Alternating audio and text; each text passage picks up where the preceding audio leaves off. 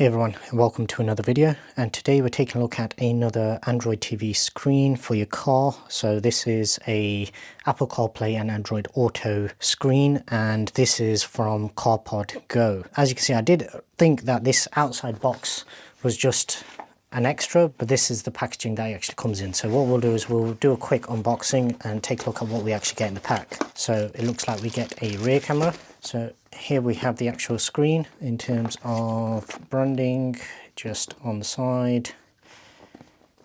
Yep, so all very simple. So what we'll do is first we'll take a look at all of the accessories and see what we get. So it looks like you get so this was the Bluetooth transmitter. So if your car doesn't have Bluetooth, then what you do is you plug this into the aux port on your car, and this essentially becomes your Bluetooth transmitter.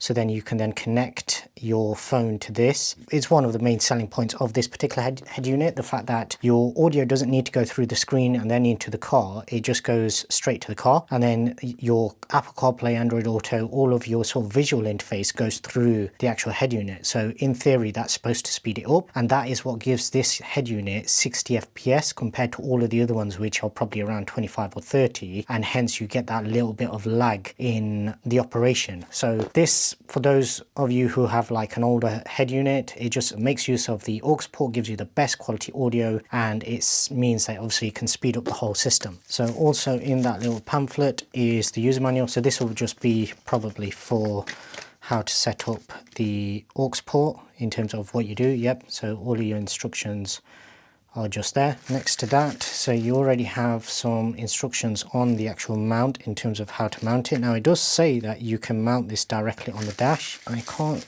imagine on my car that would work very well, although it does look like there's a little sticky pad there that they're actually sticking it to. With my car, because it is slightly curved, I don't think this would work directly on the dash. I'll have to wait and see. I'll do a quick test. And then you also have a reversing camera. So this does come with, okay, so yeah, this looks like an external one. So whenever they give you these pads with the screws, that normally means that this is an externally mounted camera. So it'll probably be mounted that way rather than that way. And it's got the normal sort of connection. So this will be a 4-pin, I believe.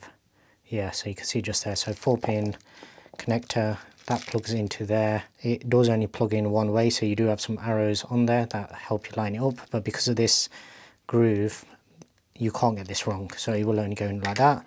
And then you have this connector that goes into the actual head unit itself.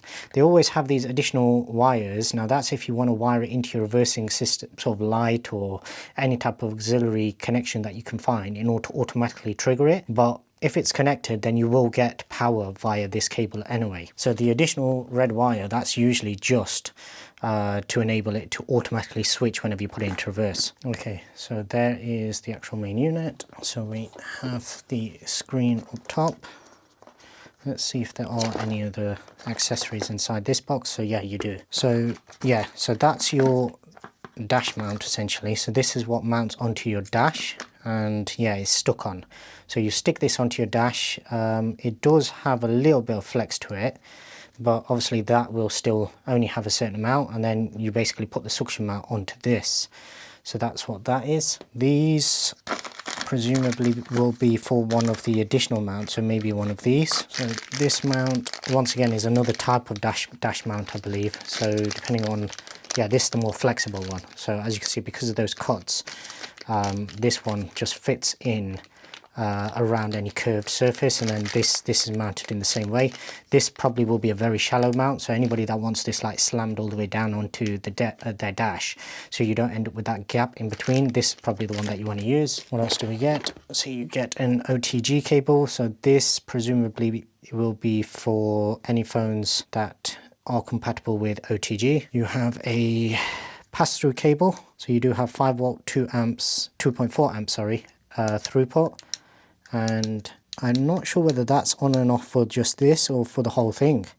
If it's for the whole thing, then that's quite interesting, because I've never seen that on any of the other units that I've actually tested. Not sure why you would need that though, apart from if your head unit's wired incorrectly or if your car's wired incorrectly and you always have power to this. But I'm guessing that this will be for this additional port, so you can cut power to anything additionally powered up if you choose to do so. And then you do have another instruction manual, and once again that's where it gives you all the instructions in terms of how to mount it.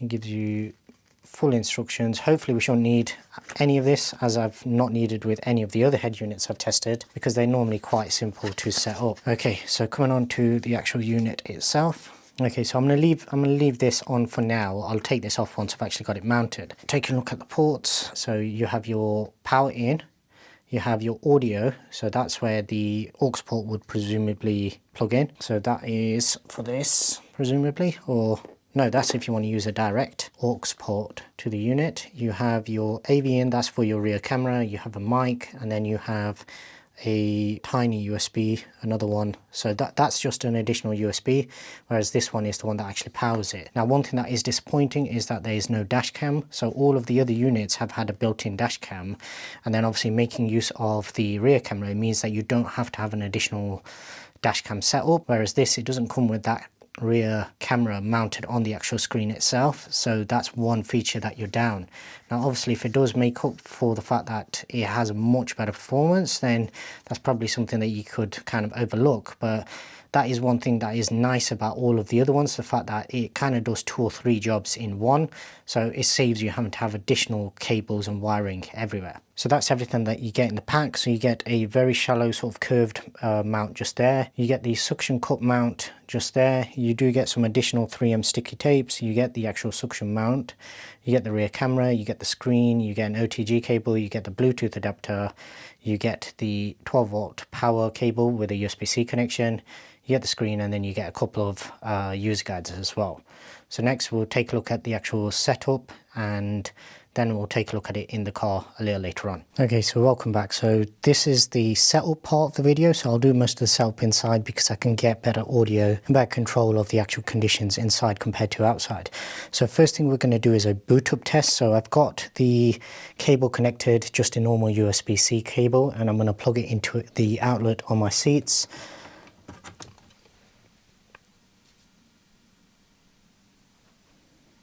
And that is how quick the actual main unit boots up. So now what we'll do is we'll set up CarPlay. So out of these, you've got Apple CarPlay just there, you've got Android Auto, you have the Bluetooth, you have brightness, and then I'm guessing this end one is going to be your settings. Yep. So straight away, do I notice anything different? Not really, but we'll wait and see. So first thing I'll do is click on CarPlay. I'll go into my settings, go into Bluetooth, and I will be looking for PND_F7DC, so I'll click on that. It brings up the normal number to pair it, hit pair, hit allow. It normally does one more sort of little connection test, which is done just there, I believe. And then it gives me the option to connect to Apple CarPlay, and there we go. So it is connected. So as you can see, I don't need to use the phone anymore. I can put that down. So yeah, straight away you notice the faster frame rate. So there's still a slight judder. Obviously I'm used to 120 FPS on the phone, so the biggest difference between this and the phone is in between. So this scrolls perfectly fine, but it's the bit in between where you still get a little bit of motion blur, but straight away you can tell that this is much smoother compared to all of the other units that I've tested. So first thing we'll do is to just go in and we'll test anything. So that's playing from the actual unit itself.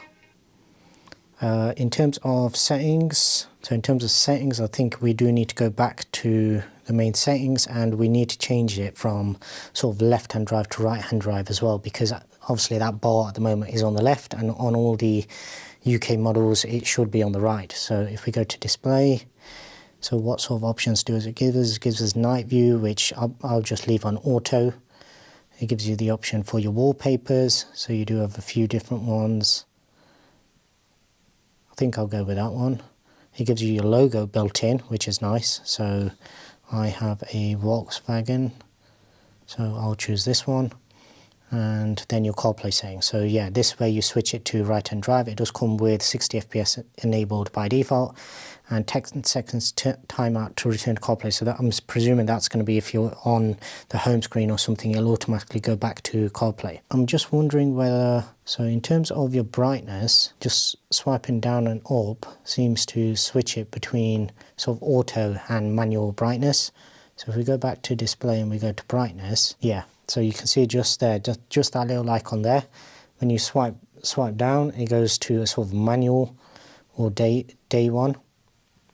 And let's set this to about that. Well, in fact, let's go to 100%. And then night manual, so, and the light sensor is enabled. So the night mode is how low you can get it as well. And you can quickly switch between day and night just by doing that.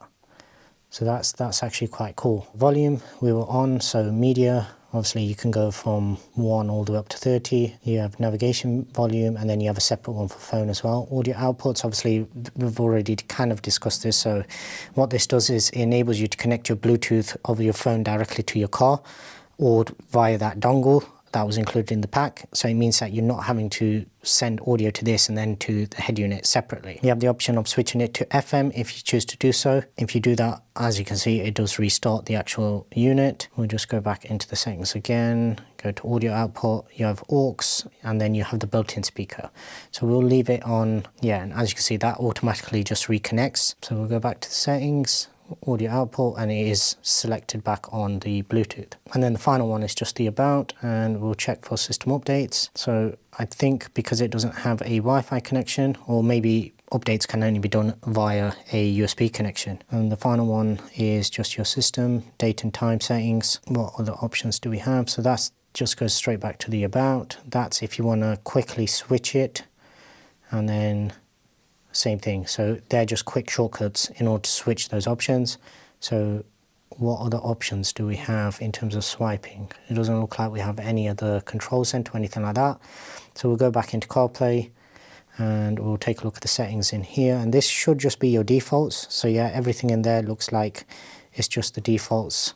Yeah, and as you can see, by changing it to right-hand drive, it has now switched that menu to the right hand side. All of your operation on all of the apps is a lot smoother in comparison to the other units that I've tested. We'll just do a quick test with TuneIn Radio, and we'll go to Talk Sport. And I'm curious how you would actually adjust the volume on the fly. There doesn't appear to be, obviously you've got your brightness by swiping up and down, but there doesn't appear to be any shortcut in terms of just quickly adjusting the volume. It does look like you have to come all the way back here, go back to your settings, go to your volume.